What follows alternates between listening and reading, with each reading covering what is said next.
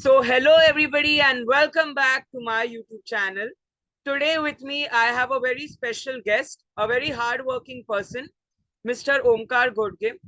So, he is currently pursuing his pharmacy administration from University of Mississippi School of Pharmacy.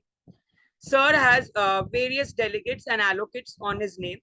He has a professional experience at Mancure Pharmaceuticals, Cipla Limited, and is also the founder of True Blue Enterprises in Thane. Sir has worked for many projects. He has also many certifications and workshops on his name. So welcome Omkar sir for today's session. Hey, hello, how are you guys doing? Yeah. So from the thumbnail, as you all would have made it out, that it's a session of how to study abroad, a complete guide from India to abroad or from any country to abroad, the journey. So today, Mr. Omkar will be sharing his journey, his complete guide with us.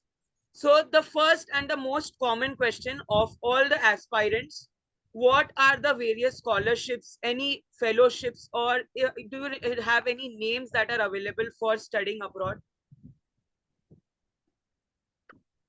So, talking about scholarships, I would say that if you have a discipline in your mind, so I'm guessing like everyone who's watching this video is somehow or the other way related to pharmacy or is going through their pharmacy education undergraduate.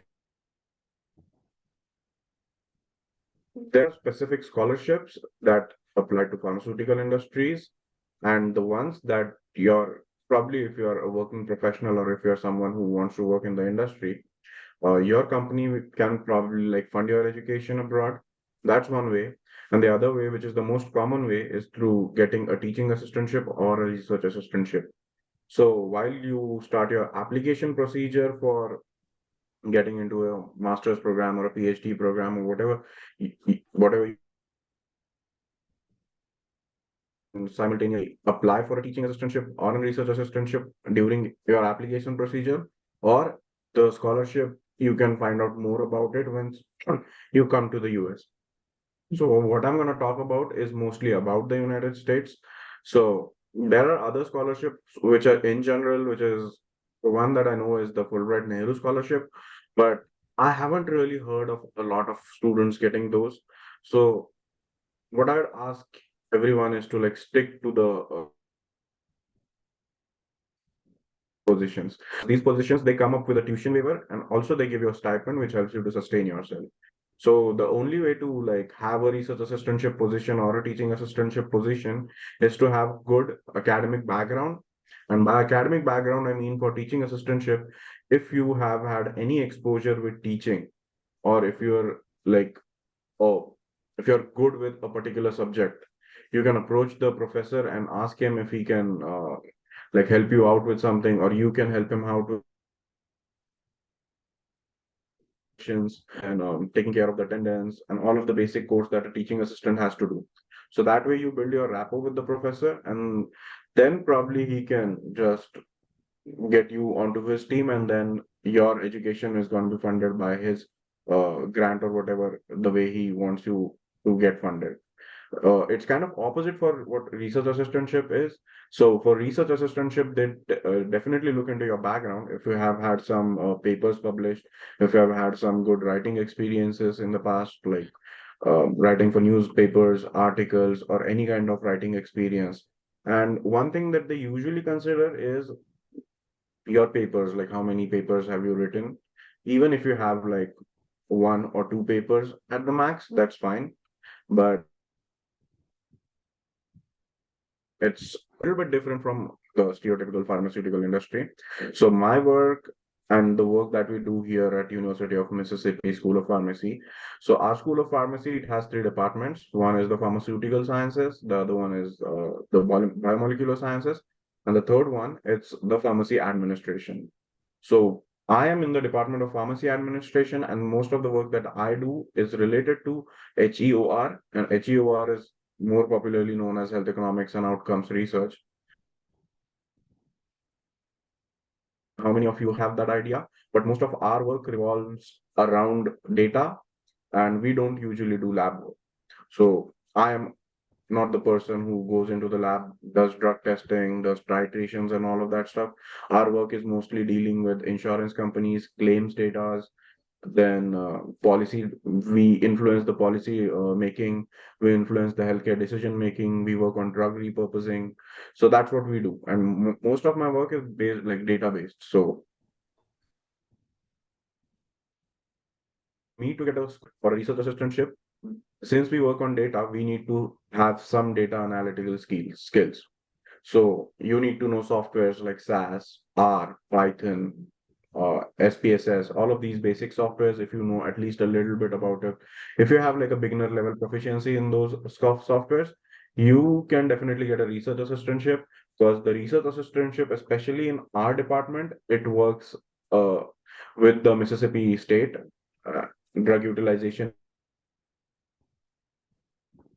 So, Mississippi School of Pharmacy in our department is mostly like data work, and you need to know those skills to get that research assistantship position. So that's how you should go about like thinking you're having a scholarship. Like if you should like realize if you want to be a teaching assistant or a research assistantship. So if you want to be a teaching assistant, make sure your resume looks in a way that like influences the professor to have you as a teacher assistant. Otherwise, if you have some extra courses, or if you've got some papers published, then you can probably influence the professors in a way that they are compelled to hire you for a research assistantship position. Okay. Thank you so much for that answer, sir. So I would like to let our viewers know that Mr. Omkar has a GRE score of 310 and a TOEFL score of 112. So, Mr. Omkar, if there's an aspirant who wants to study in US, so are there any particular special documents or eligibility criteria that they have to pass this exam with this particular marks? So could you just throw light upon that topic?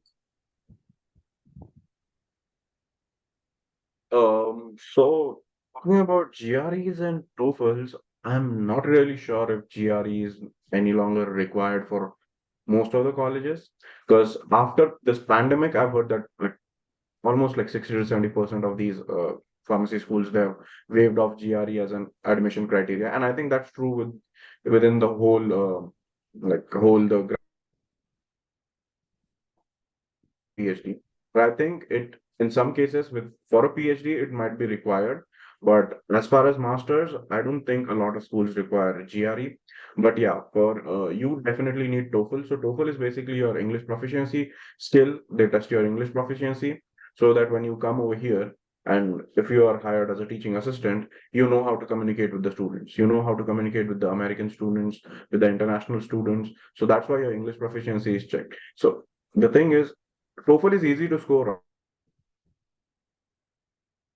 TOEFL, because then if you don't score on TOEFL and you still get accepted, you come over here, you take a basic English class, basic English course for a semester, and that's how you get rolling into your curriculum. So it is not a hard and fast rule, but keeping in mind the competition that is now like these days, I would say having having a good TOEFL score can actually help you in getting that teaching assistantship position alongside your GRE scores. So just make sure you, whenever you're applying, just make sure you check the eligibility criteria requires GRE or if it's waived off. But I'm sure TOEFL is what is required mostly. TOEFL is just one English proficiency test. You can take any other English proficiency test. I think there's another one called Duolingo. So you can probably take that as an English these universities they accept like multiple because these are like set standards. So you either take TOEFL, you either take Duolingo. So in my case, I took TOEFL and my preparation wasn't like too long enough for TOEFL. My preparation was like what, four, I think it was 3 or 4 days probably. So it is really easy to score on. You just need to have a basic idea of how the language works. Hmm. That's it. Okay. So when we decide that we want to study abroad, we want to pursue our career somewhere in abroad, suppose if it's in US. So what are the further avenues and prospects once you Hmm. complete your curriculum, once you complete your education in, abroad? Could you just brief upon that as well?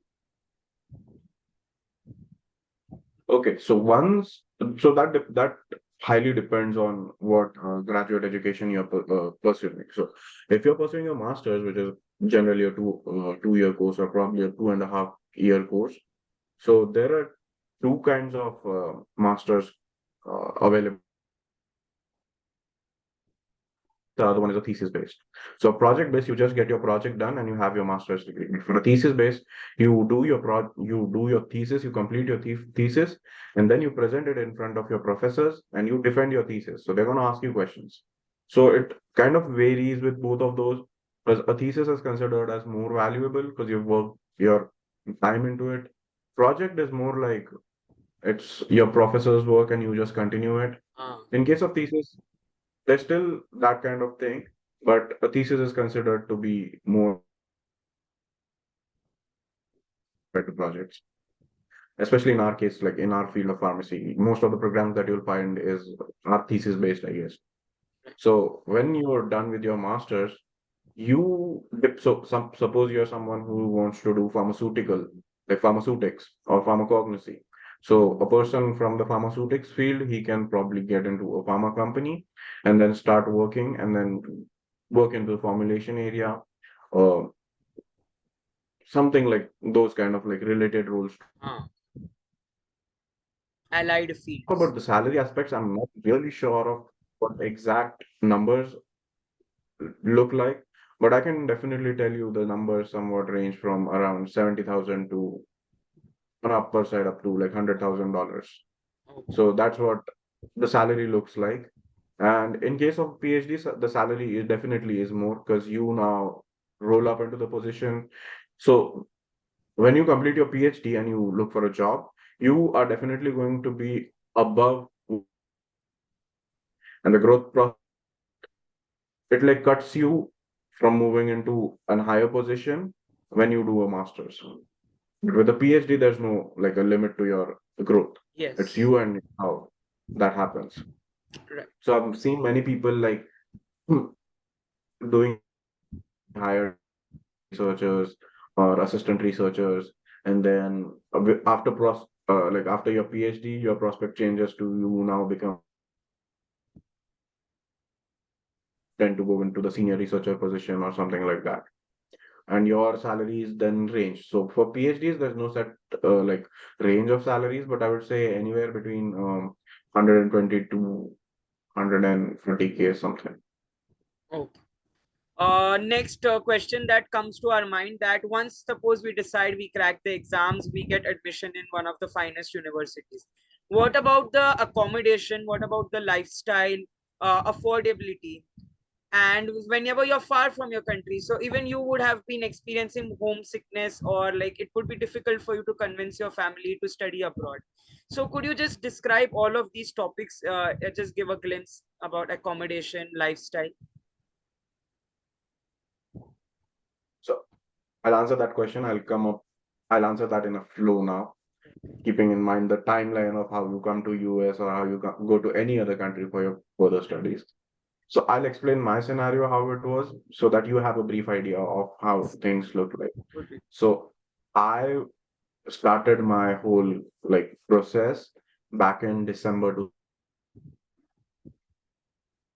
initial plans of coming abroad right in the pandemic. Like that was I was studying for my GRE, TOEFL and everything when I was in my fourth year. So while I was doing that, COVID hit, things changed drastically, so I just like postponed my plan. And in 2021, things still didn't seem right. So I like kind of diverted my attention from coming here to the US to getting an MBA back in India, Hmm. which my parents wanted. So I was like just trying to get the hang of things. And that is when I also started a company of my own.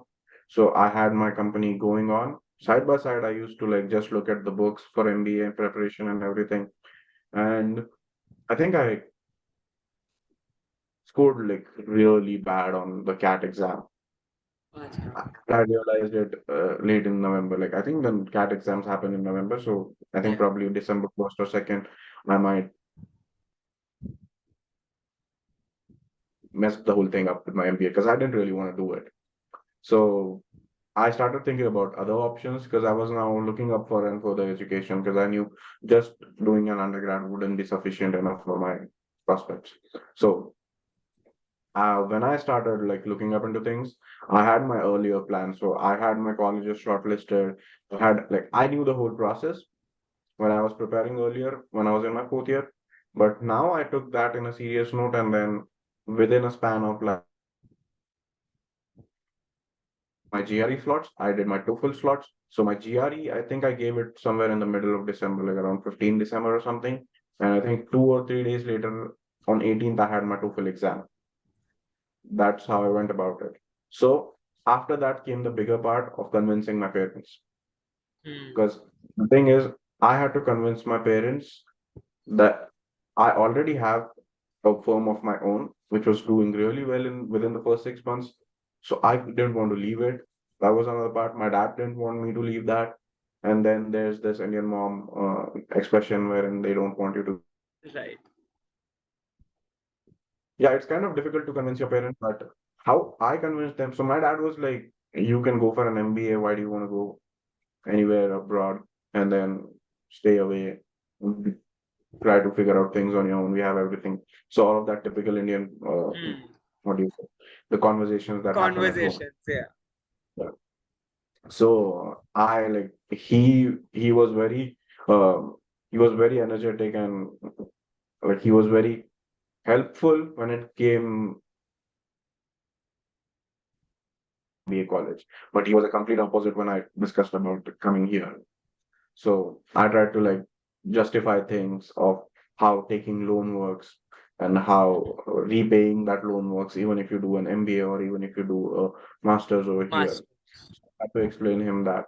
I told him I made a proper like Excel sheets. I showed him the comparison of how repayment works and how quickly can you get away from your loans.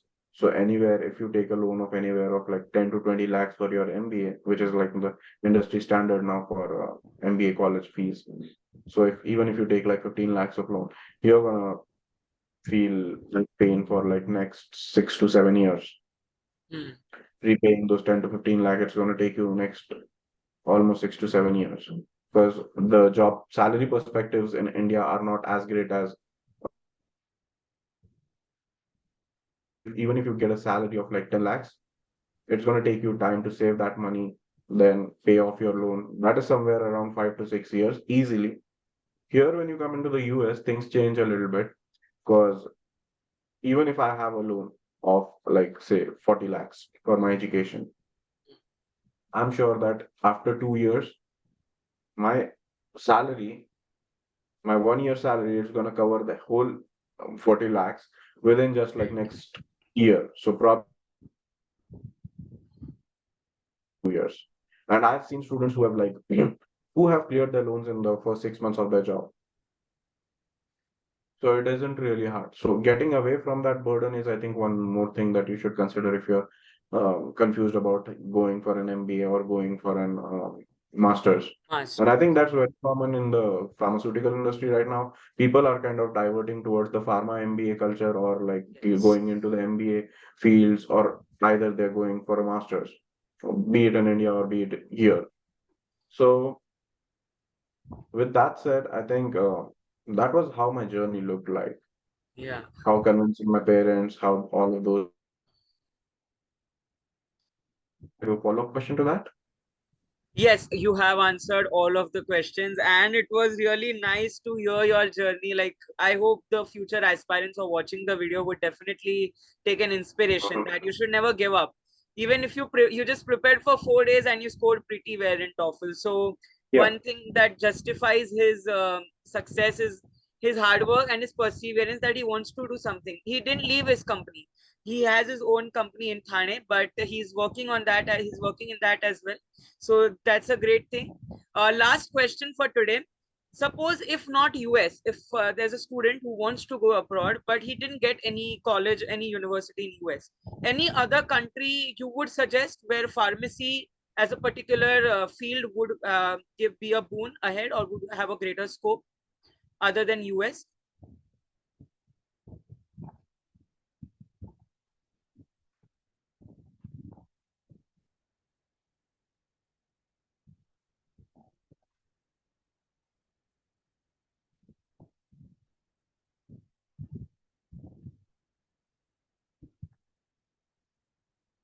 Hello.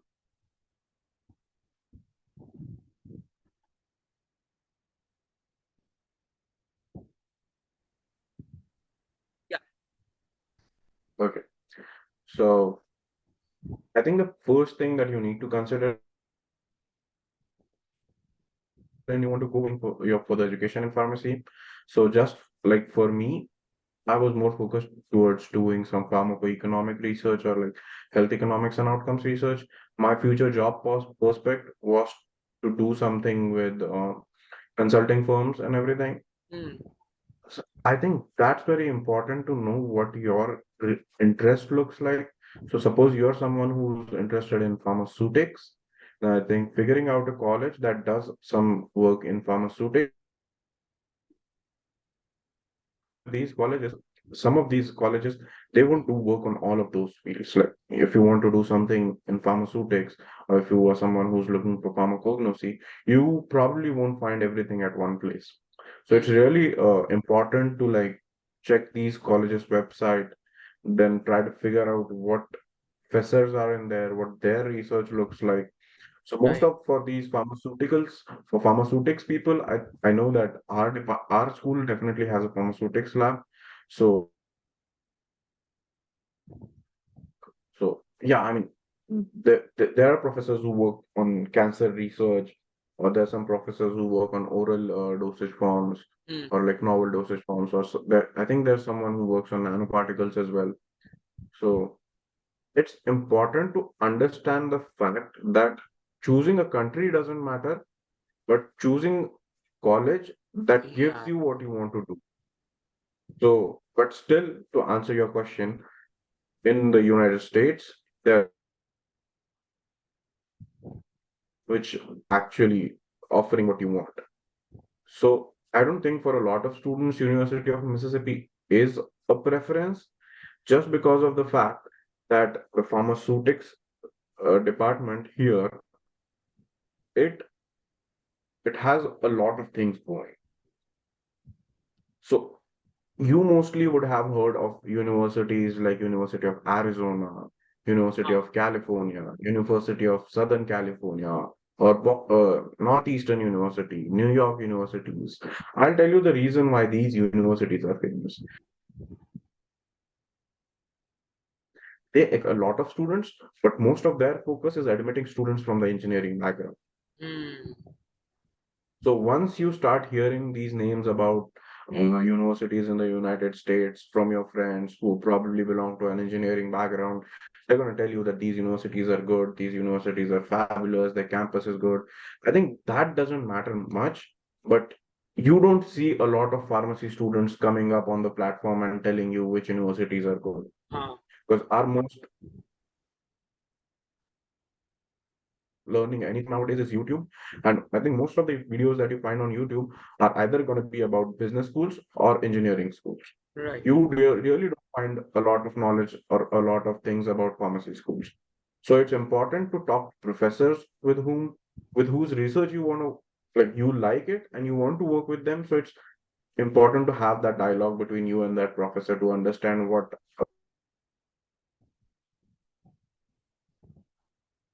together. But still has good universities. If someone is interested in medicinal chemistry, you can work on medchem or Sutex. There are a lot of colleges that have their Sutex departments. There are a Mm. lot of colleges that have the pharmacognosy department. And then here at University of Mississippi, we also have it's like a it's like a department in its own. It's called the NCNPR. Like it's a natural products department wherein they study. So the focus of that department is working on cannabis research in doing that, probably working on the plants and everything. So you probably can look for that because not a lot of schools have that permission here in the US to work on cannabis. I think I think there are only like 4 or 5 schools that actually like grow cannabis in the campus and then they do their own research. So I think ours is one of them. So that's one thing to consider. If you're someone like me who doesn't like a lot of lab work or who doesn't want to get involved into uh, typical like the stereotypical pharmacy industry,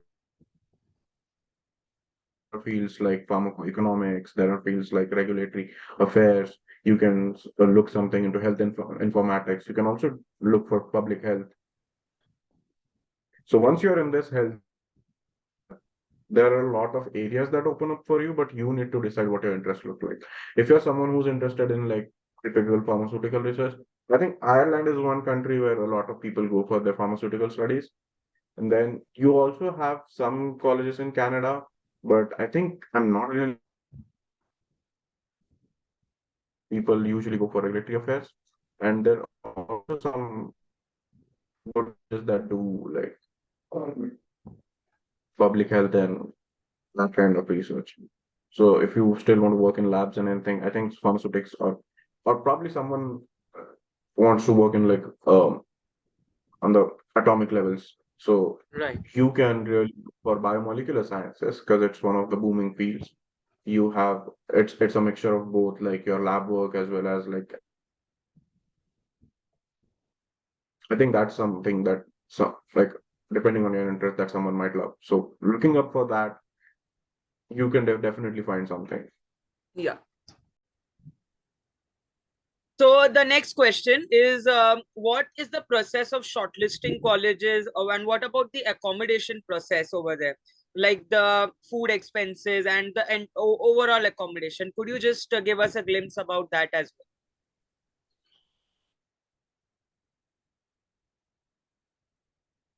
Admission letter. So suppose you applied for like say 8 colleges, you got your admission letters from suppose say 4 colleges. So you need to figure out which one suits your interests the best. And then you also need to figure out the perspective if any of those universities are willing to give you a scholarship. So if your admission letter or they're already offering you a teaching assistant position or a research assistant position, I think then it would be smart enough to like go ahead and choose that college because you definitely don't want to loan anything and then go for that. But yeah, that would be a great option. But if not, just be sure that you select the one that suits your research interest best rather than going for a cheaper college because you know that if you are there in a college that suits your interest well, you're definitely going to work hard over it. So you can probably like do that thing. well? Yeah. Talking about accommodation, I think once you have your visas and everything done, you can start looking up for accommodation. Usually, these universities they have their WhatsApp groups, they have their Facebook groups and everything. So they will just you can just go on over there and then just ping and see what available. Then you can also find like contacts of a lot of landlords, and the rents usually they differ from place to place. So if you're staying somewhere in Boston, you'd be paying like 800 $900 every month for just a room, or you probably would be sharing that room as well. So currently I am staying in a 4 bedroom apartment here, and I have 1 bedroom to myself, so I'm paying like almost $600 including everything like all of my utility bills and everything. And talking about the food, it really depends on what kind of eating habits you have. So $70 up to like there's no upper ceiling to it. So if you're someone who like loves to eat like outside food, who's like a junk food eater, then you can spend like $500 a month and you still won't be happy. But if you wanna like cut your expenses down, probably like try cooking and everything, I think a fair amount would be somewhere around $100, 100 or $150. And I spend somewhere around $60 to $70 every week. So that has like all of my stuff in it. So my expenses go up to like 200 weeks, and that includes everything, even like your food habits. It also includes my laundry. It also includes what laundry, everything else that you All need probably, miscellaneous which is not expenses. there. Yeah. So that's what you spend like on an average. So you need to figure out how much you're willing to spend every month and then try to like justify your selection of your colleges. So that's it. The next question is, what about the legal aspects like visa, us granting of visa, and how long is the waiting list? So, as far as I know, so visa, so if you go to the US Travel Docs website, they have a specified set of documents that they want you to bring. And you can also have other documents, like other supporting documents to show them that you're financially capable of doing, supporting your study on your own. And then your, probably your degrees, your certificates, or your identification proofs and everything. So, you need to book your visa slots well in advance. So suppose if you are someone who's like planning to come here in the fall, you need to make sure that once you have your admission letter, just provide the college with all the financial proofs. The college is going to send you an I-20 document, and on the basis of that I-20 document, you file for your visa. So as soon as you get that I-20 document, be on top of that website, try to be there, try to join these Telegram groups, WhatsApp groups that usually post like availability of slots and everything. Try to monitor those. And I'm sure you can definitely find something within like a month. So I would say if your college is starting somewhere in the first week of September, make sure you have your visa stamped by July ending. And waiting periods, as far as I know, I don't really remember what the waiting period is for the F1 visa, which is the student visa. But for the visitor visas, I think it's well more than a year. But I think F1 visa is still easy to procure. So probably somewhere around waiting period of like around, I would say 2 or 3 months, not more than that. But if you're still on top of it, you'll find anything within a month. Okay. One more question from my side. So you Mhm. have completed your education in India, and you have got a lot of learning, and now you are learning in Mississippi. So any particular pros and cons that you have identified, or any particular gaps in education, or what are the major advantages of studying in Mississippi? What is your experience basically?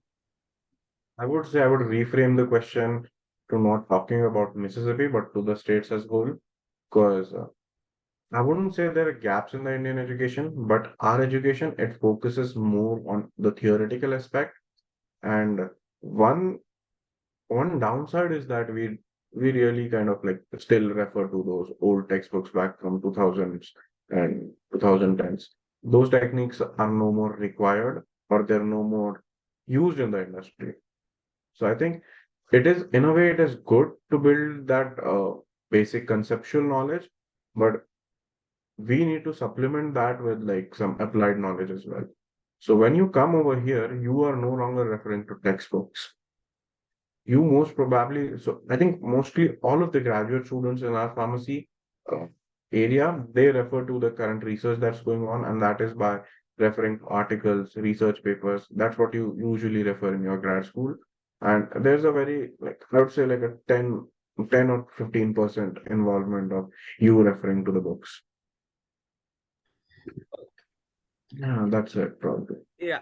So, any particular suggestions, tips, or certain characteristics that an aspirant should have within them so that they can easily adjust or accommodate in the foreign or in any foreign country or in abroad? Any suggestions, tips you would like to give to our viewers and aspirants? Would say that being focused is one of the things that you should really have. Being focused will help you in being disciplined, and that is what is needed. So I've seen people who just come to the United States just for like the sake of coming to the United States and not really work hard on their education. I've had some people like that as well. But you don't want to be that person because you're spending your hard-earned money and then you come here and then I know that there's another factor where you want to enjoy your life, but at this stage, it is probably necessary that you have your life disciplined in a way that you are able to now maintain a work-life balance. Because when you start your graduate education, it is no less than a commitment like a job. So you work proper like 9 to 5 on your labs or wherever you are studying. You have your assignments, you do those assignments, and you would still try to figure out time to go out, enjoy, do whatever you want. So being disciplined and being focused is one thing, and then make yourself ready in a way that this thing is not going to be easy. If if at all you are someone who has stayed with your parents your whole life, it's definitely not going to be easy to just wake up one day, take a flight, and just leave to another country and not see your parents for like what, next 6 months or 1 year. It's definitely going to be like difficult for you. You're gonna feel homesick, but you need to make yourself understand that you are here to achieve something. And the fact that when you achieve those things, it's your parents who are going to be proud of you. So you need to keep that thing in mind rather than like just cribbing or not being able to go back. I think here in United States, you still can like you still have those resources where you can get Indian food, attend these association events, because there are a lot of Indian students here. You can just like go to these Indian Students Association events. They celebrate all of the festivals that we celebrate in India. We celebrate Holi, we celebrate Diwali, we celebrate, I think, almost every other festival here as well. So I think there is a very less reason for you to feel that way. But still, I know that there's a touch which cannot be completed, but yeah, that's there.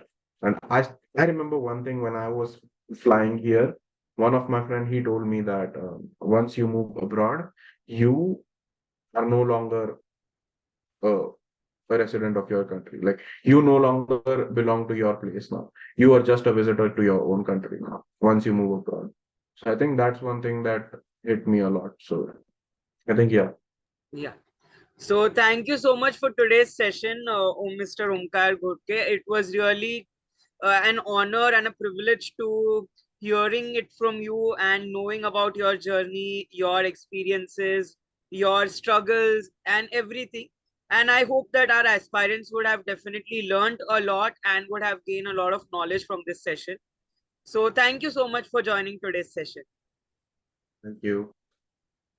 Hope most of the questions that any aspirant who wants to study abroad, Mr. Omkar would have covered during the session, including his journey, the various examinations, the affordability, the lifestyle, and finally, he gave you all some tips. That one thing that he said that even I'll be taking home from here, it doesn't matter which country you're going in, but what matters is your interest and your passion and which university you're actually graduating from.